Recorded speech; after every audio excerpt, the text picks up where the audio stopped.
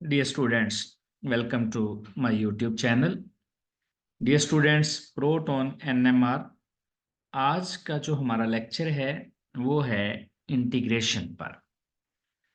आज का जो हमारा लेक्चर है वो है कि किसी भी सिग्नल में कितने हाइड्रोजन आएंगे ये कैसे पता चलता है। यानी हमें सिग्नल तो NMR स्पेक्ट्रम में नजर आ ही जाते हैं कि ये इतने सिग्नल हैं, 3 सिग्नल हैं, 4 हैं, 5 हैं, जितने भी सिग्नल आ जाए। लेकिन जो हर सिग्नल है उसमें कितने तरह के हाइड्रोजन एटम हैं ये आज के लेक्चर में हमने देखना है। तो लेक्चर है हमारा इंटेग्रल्स और इंटीग्रेशन। सबसे पहले तो देखें जो प्रोटॉन NMR है, इससे हमें टोटल हाइड्रोजन का भी पता चल जाता है कितने हैं। और फिर टाइप्स ऑफ हाइड्रोजन एटम। अब टाइप्स ऑफ हाइड्रोजन एटम कैसे पता चलेगा? सिग्नल से। जितने सिग्नल आएंगे NMR स्पेक्ट्रम में उतनी तरह के उसमें प्रोटॉन आ जाएंगे। इसका मतलब है उसमें उतनी तरह की इलेक्ट्रॉनिक डेंसिटीज होंगी अराउंड हाइड्रोजन एटम्स। तो टाइप्स ऑफ हाइड्रोजन एटम हमें पता चल जाता है सिग्नल कितने हैं वहां पे। अब हर सिग्नल में कितने प्रोटॉन है, यानी एक कंपाउंड है उसके NMR स्पेक्ट्रम में, प्रोटॉन NMR स्पेक्ट्रम में 3 सिग्नल आ गए, तो इससे ये तो पता चल गया कि उसमें 3 तरह के हाइड्रोजन हैं। लेकिन हर सिग्नल में कितने हाइड्रोजन है, number of hydrogen atoms in each signal in each type, ये हमें पता चलेगा इंटीग्रेशन करके। ये हमें पता चलेगा कि वो जो पीक है, जो सिग्नल है, एरिया अंडर ईच पीक कितना है। जितना ये एरिया ज्यादा होगा उतने ही नंबर ऑफ हाइड्रोजन एटम उस पीक में ज्यादा होंगे। तो मेन मकसद हमारा इंटीग्रेशन है। मेन पर्पस हमारा है कि एरिया अंडर ईच पीक कितना है। जितना ये ज्यादा होगा उतने ही हाइड्रोजन एटम ज्यादा होंगे। अब होंगे कितने, ये कैसे पता चलेगा? ये आज के लेक्चर में हमने देखना है कि अच्छा एरिया तो ज्यादा हो गया, एरिया ज्यादा हो गया तो इसका मतलब हाइड्रोजन एटम ज्यादा होंगे, लेकिन वो हैं कितने, ये हम देखेंगे आज के लेक्चर में। अब जो NMR mass spectro NMR spectrometer है, प्रोटॉन NMR स्पेक्ट्रोमीटर है, आजकल वो इलेक्ट्रॉनिकली इंटीग्रेट कर लेते हैं हर पीक का एरिया, कि उस पीक के अंदर कितना एरिया आता है। याद रखिएगा, ये जो हमारे पास हम इंटेंसिटी लेते हैं, ये इंटीग्रेशन लेते हैं, एरिया अंडर ईच पीक लेते हैं, ये रिलेटिव है, एब्सोल्यूट नहीं है। यानी इसके लिए किसी भी कंपाउंड में एक से ज्यादा तरह के प्रोटॉन यानी हाइड्रोजन एटम होने चाहिए, फिर ये अप्लाई होता है। अगर एक ही तरह के हाइड्रोजन एटम है तो फिर इंटीग्रेशन नहीं होगी, इंटीग्रेशन रिलेटिव है। इंटीग्रेशन जो है ये एब्सोल्यूट नहीं है। तो आजकल जो हमारे पास NMR स्पेक्ट्रोमीटर आ रहे हैं, ये इलेक्ट्रॉनिकली इंटीग्रेट करके दे देते हैं। अब इसमें होता क्या है, इसमें ट्रेसिंग होती है ओवर ईच पीक, और एक लाइन वर्टिकली राइज कर रही होती है, उस लाइन का नाम है इंटीग्रल। देखें, हमारे पास जब स्पेक्ट्रम आता है तो इस तरह से ये पहले तो फ्लैट लाइन होती है, flat line means no hydrogen atom. फिर ये इसकी हाइट बढ़ना शुरू कर देती है, और एक स्टेज ऐसी आती है जब ये हाइट फिर दोबारा जाके फ्लैट हो जाती है इस तरह से।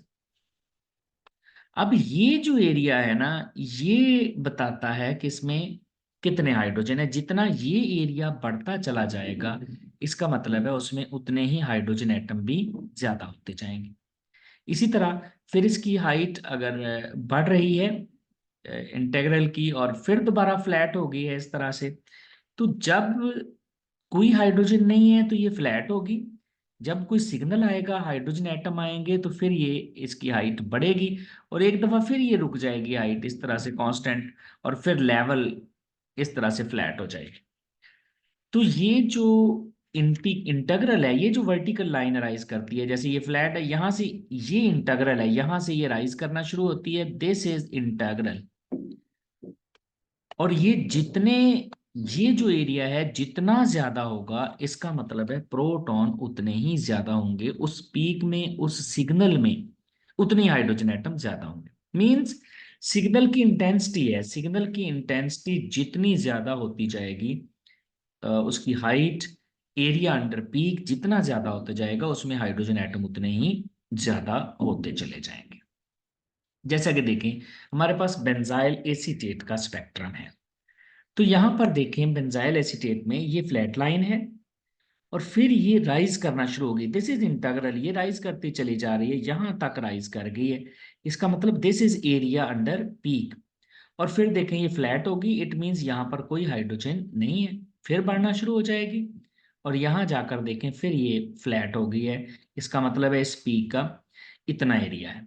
यहाँ से ये राइज करना शुरू होती है, ये राइज करना शुरू, ये फ्लैट लाइन थी यहाँ पर बिल्कुल सीधी, यहाँ से राइज करना स्टार्ट होती है और जब तक राइज होती जाती है वो हम नोट करते हैं।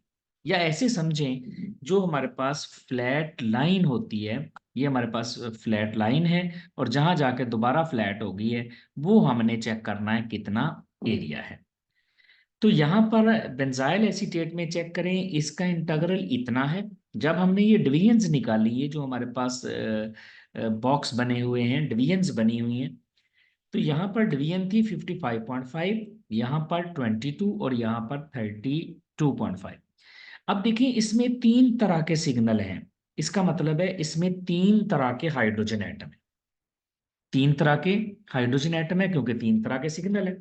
अब इंटीग्रल किसका ज्यादा है, एरिया अंडर पीक इसका ज्यादा है, 55.5 है, इसका मतलब इसमें हाइड्रोजन ज्यादा है। दूसरे नंबर पर यहाँ 32.5 है, इसमें उससे कम है और इसमें सबसे कम हाइड्रोजन है।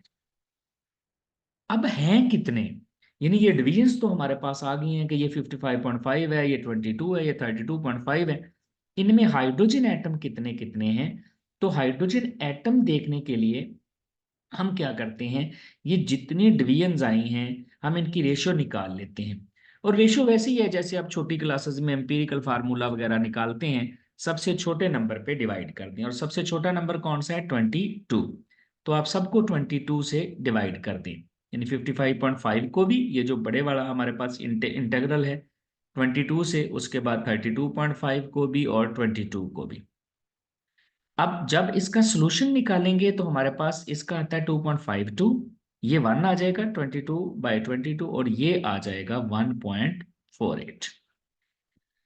अब बिल्कुल जैसे एम्पिरिकल फार्मूला में हम इसका मल्टीपल निकाला करते थे, हम इसका भी जो है सॉरी इसको होल नंबर में कन्वर्ट किया करते थे, तो हम इसको भी किसी होल नंबर से मल्टीप्लाई करेंगे कि ये भी होल नंबर बन जाए, इसका फ्रैक्शन खत्म हो जाए। जैसे 2.5 है तो आप 2 से मल्टीप्लाई करें तो ये 5 हो जाएगा, इसको भी फिर 2 से करना पड़ेगा 2, और इसको 2 से करेंगे ये 3 हो जाएगा।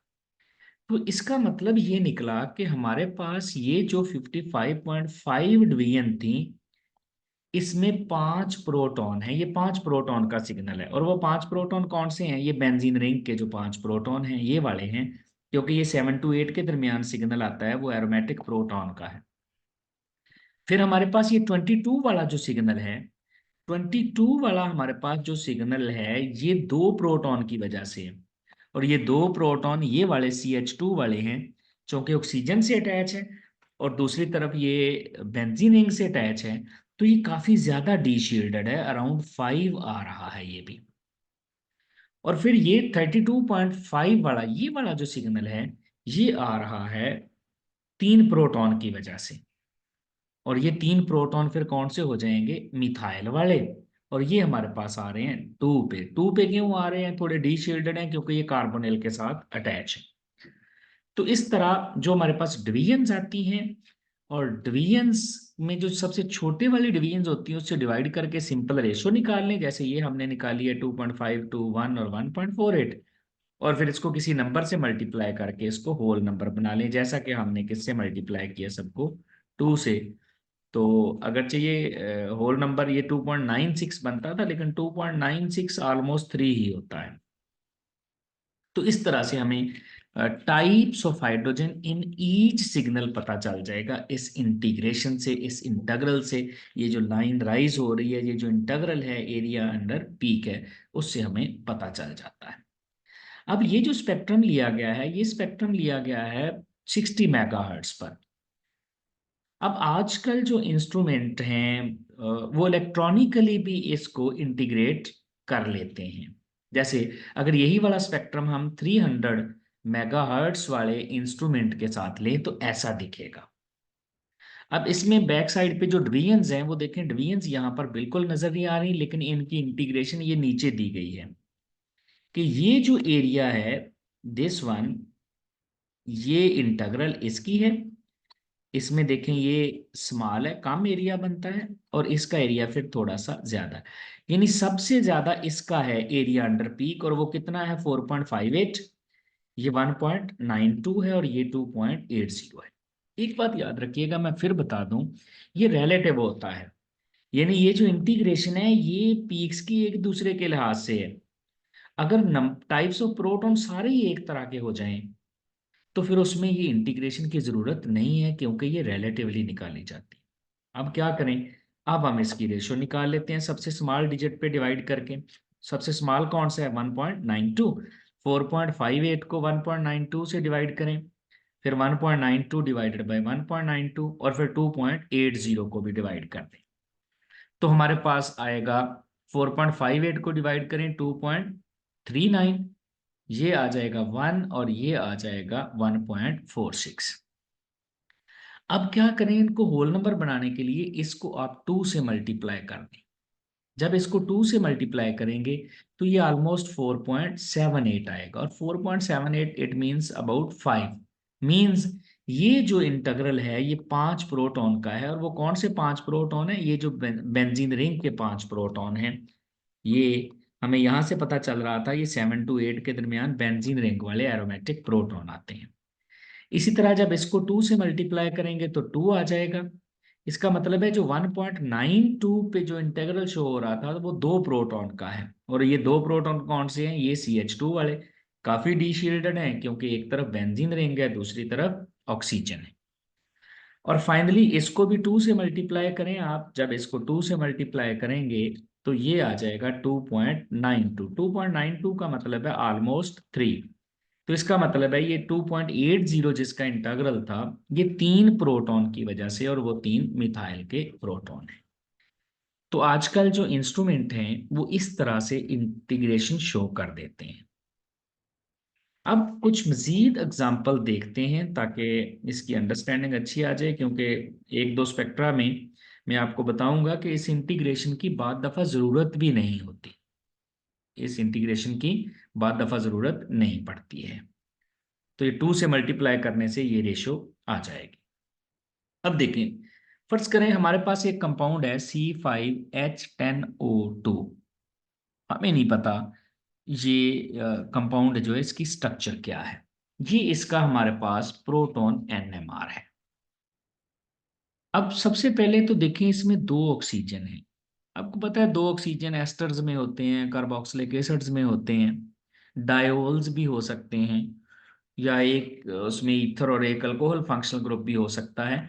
तो इसके लिए हम पहले क्या करते हैं, पहले हम डबल बॉन्ड इक्विवेलेंट निकालते हैं। डबल बॉन्ड इक्विवेलेंट निकालना मैंने आपको पहले भी सिखा रखा है। C5H10 है, छठा ग्रुप हो तो टेंशन नहीं लेनी, ऑक्सीजन को नेग्लेक्ट कर दें। अल्केन 5 कार्बन वाली पहले बनाएं। 5 कार्बन वाली अल्केन होती है C5H12, ये अल्केन है। हमारे पास हाइड्रोजन कितने हैं, C5H10 है, 10 है। अल्केन होती तो 12 होते। तो इसका मतलब 2 का फर्क है, 2 हाइड्रोजन का। जितने हाइड्रोजन का फर्क आए उसको 2 पे डिवाइड करें तो ये आ जाता है 1। तो इसका मतलब है ये हमारे पास इसमें अनसैचुरेशन लेवल 1 है। अब अनसैचुरेशन लेवल 1 है, और फिर अनसैचुरेशन लेवल 1 होने के साथ साथ 2 ऑक्सीजन भी हैं। तो इससे पता चलता है कि ये एस्टर है या कार्बोक्सिलिक एसिड है, क्योंकि C double bond O group होगा। C double bond O group होगा तो एस्टर्स और कार्बोक्सिलिक एसिड। और कार्बोक्सिलिक एसिड की बड़ी प्रोमिनेंट एक पीक आती है, वो आती है 10 से 12 पे। यहाँ 10 to 12 कोई पीक नहीं है। ये देखिए 1 है, 1.5 है, ये 2, 2.5 है, 3, 3.5, और ये 4 के करीब आखिरी पीक आ रही है। तो इसका मतलब है ये कार्बोक्सिलिक एसिड भी नहीं है, ये एस्टर है। ये हमने एक आइडिया लगा लिया ऐसे ही मॉलिक्यूलर फार्मूला दे के, इट लुक्स एस्टर। अनसैचुरेशन निकाल ली। अनसैचुरेशन निकालने के बाद हमने ऑक्सीजन देखे तो हमें लगा कि अनसैचुरेशन 1 है, पाई बॉन्ड एक है तो वो सी डबल बॉन्ड ओ हो सकता है, 2 ऑक्सीजन है तो वो कार्बोक्सिलिक एसिड या एस्टर हो सकता है। अब हम चलते हैं इसके इंटीग्रल की तरफ। ये देखें, इसका 1.6 है, ये 2.64 है, 1.78 है, 2.59 है। सबसे छोटे वाला डिजिट है 1.76। तो आप क्या करें, सबको 1.76 से डिवाइड कर दें। जैसे 2.59 है तो 1.76 से डिवाइड कर दें, 1.78 है 1.76 से डिवाइड कर दें, 2.64 है 1.76 से डिवाइड कर दें, और फाइनली 1.76 को 1.76 से डिवाइड कर दें।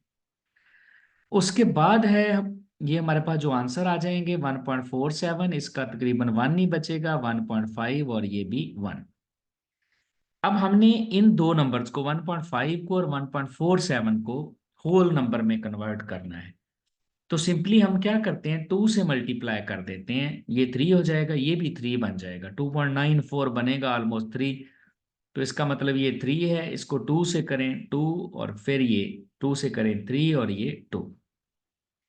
अब इसमें देखें, इसका मतलब है ये जिसका इंटेग्रल 2 पॉइंट, ये वाला 2.9 आ रहा था, वो 3 प्रोटॉन का है, मतलब इसमें 3 हाइड्रोजन है 2.9 वाले में।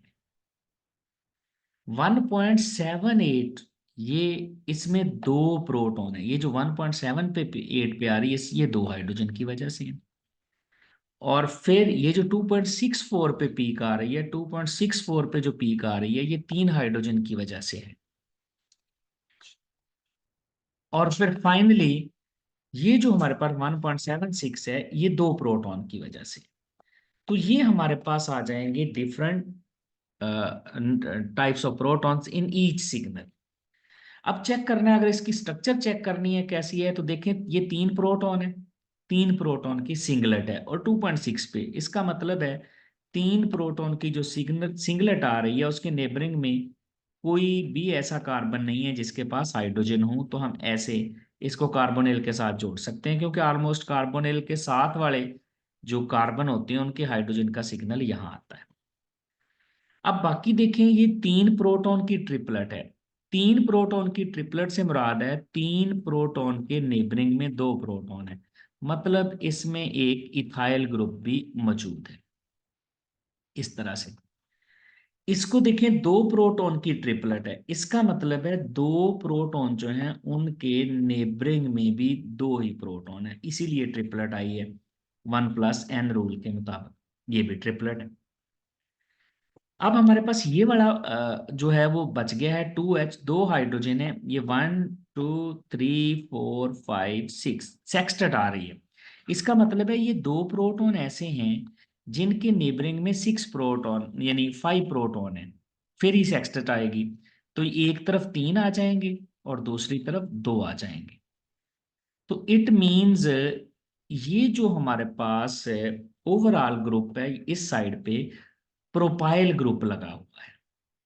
अब एक ये वाला जो है ना, 2 हाइड्रोजन की जो ट्रिपलेट आ रही है, चूंकि बहुत ज्यादा डी शील्डेड है, 4 के करीब है, तो इसका मतलब ये O के साथ अटैच है, और A को अभी हमें चाहिए भी है। तो यहाँ ये O के साथ CH2 अटैच हो गया, ये बहुत ज्यादा डी शील्डेड होगा। और इसकी ट्रिपलेट से मुराद क्या है, ट्रिपलेट से मुराद है कि इसके साथ 2 H हैं, और फिर ये जो 2 H हैं ये वाले, इनकी सेक्सटेट है, मतलब उसके साथ CH3 भी अटैच है। तो ये हमारे पास N प्रोपाइल एसीटेट का जो है ये स्पेक्ट्रम होगा। तो इस तरह हमें इंटीग्रेशन का पता चल गया, हमें हर सिग्नल में हाइड्रोजन एटम का पता चल गया, हमने उसकी स्ट्रक्चर का भी आइडिया लगा लिया कि इसकी स्ट्रक्चर क्या है। और एग्जांपल करते हैं, इसी का एक दूसरा आइसोमर है C5H10O2, इसका मतलब है तो ये भी एस्टर है। अब इसमें देखें, हमारे पास 3 तरह के सिग्नल हैं, 5.22, 2.55 और इसका 0.86, ये इंटीग्रल है। हम इसमें इसकी रेशो निकाल लेते हैं, सबसे छोटे पे डिवाइड करके 5.22 को 0.86 पे, फिर 2.55 ये वाला जो है इसको 0.86 पे, और एंड पे 0.6 डिवाइडेड बाय 0.6। इसकी रेशियो आएगी 5.22 वाले की 6.06, तकरीबन 6।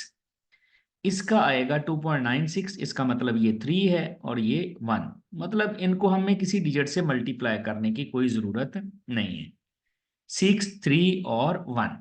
अब यहां पर अगर हम स्ट्रक्चर देखें तो देखें ये जो 5.22 वाली इंटीग्रेशन है ये 6 प्रोटॉन की है और है भी ये डबलेट है। डबलेट से मुराद है 6 प्रोटॉन के नेबरिंग में 2 प्रोटॉन है और 6 प्रोटॉन के नेबरिंग में एक प्रोटॉन है। 6 प्रोटॉन के डबलेट आने से मुराद है उनकी नेबरिंग में एक है, 1 + n।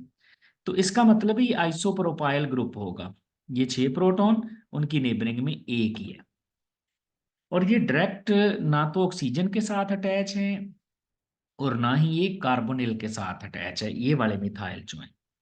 क्यों? ये देखें ये सिर्फ पॉइंट 1.5 से भी पहले आ रहे हैं ऑलमोस्ट।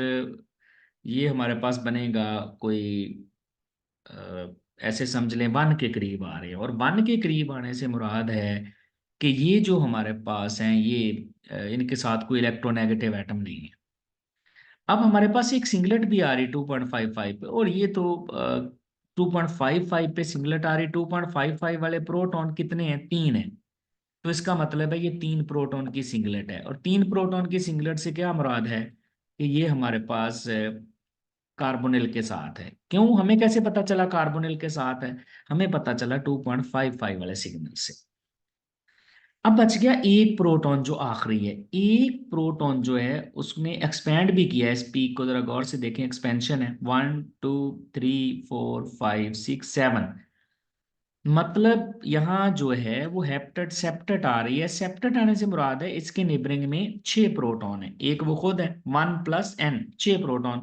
और 6 प्रोटॉन से मुराद है ये हमारे पास जो एक H है इसके साथ 2 मिथाइल ग्रुप लगे हुए हैं।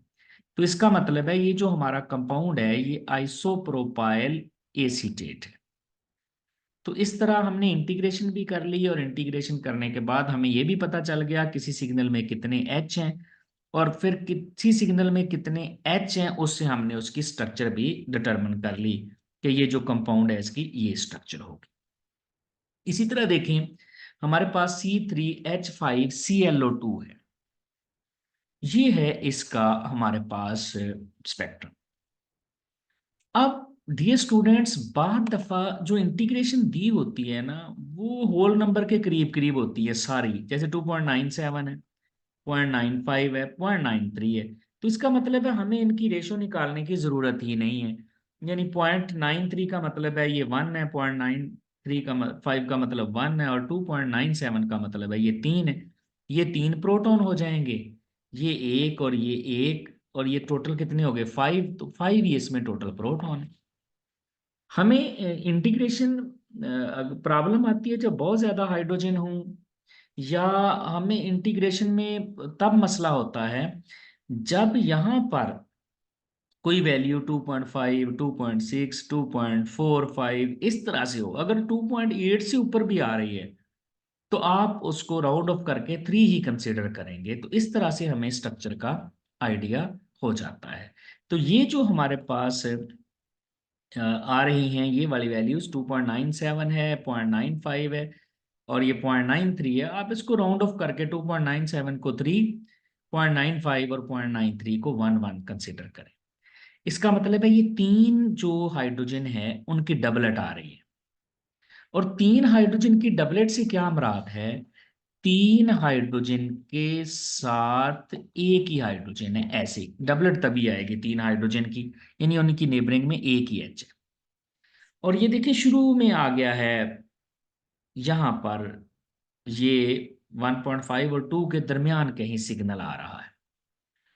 लेकिन ये जो एक प्रोटॉन है इसकी क्वार्टेट भी आ रही है। ये देखिए ये एक प्रोटॉन की क्वार्टेट आ रही है। क्वार्टेट से मुराद है उसकी नेबरिंग में 3 है और ये काफी ज्यादा डी शील्डेड, और काफी ज्यादा डी शील्डेड 4.5 से मुराद है इसके नेबरिंग में कोई इलेक्ट्रॉन विद ट्राइंग ग्रुप है, जैसे क्लोरीन है, इसमें एक Cl भी है।